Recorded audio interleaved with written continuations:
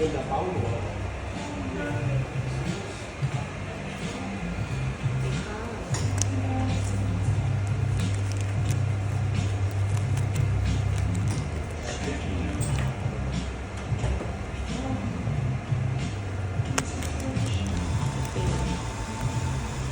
สิก กาแฟครับ มีลาเต้หมดก็สิ่งที่จะแนะนำจะ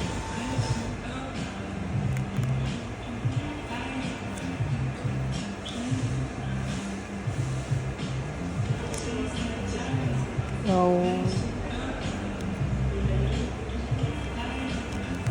มันเป็นกาแฟทั้งหมดเหรอครับ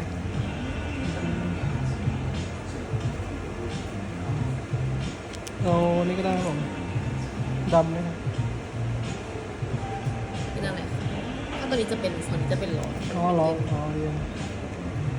อันนี้เป็นอเมริกาโน่ลาเต้แล้วก็มอคค่า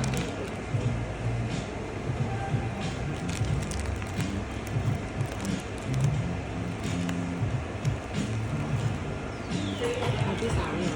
รีวิว เอานี่ก็ได้ครับผมเย็นเย็นเนี่ยครับ อีกทีนะคะ แล้วอันนี้เป็นอะไรครับผม อเมริกาโน่ สีดำนี่ดำลำขาว ขาวเป็นกาแฟนม กาแฟอะไรนะ กาแฟนมลาเต้ อ๋องั้นเอาดำก็ได้ แต่เป็นเย็นนะคะ ครับ 110 บาทค่ะ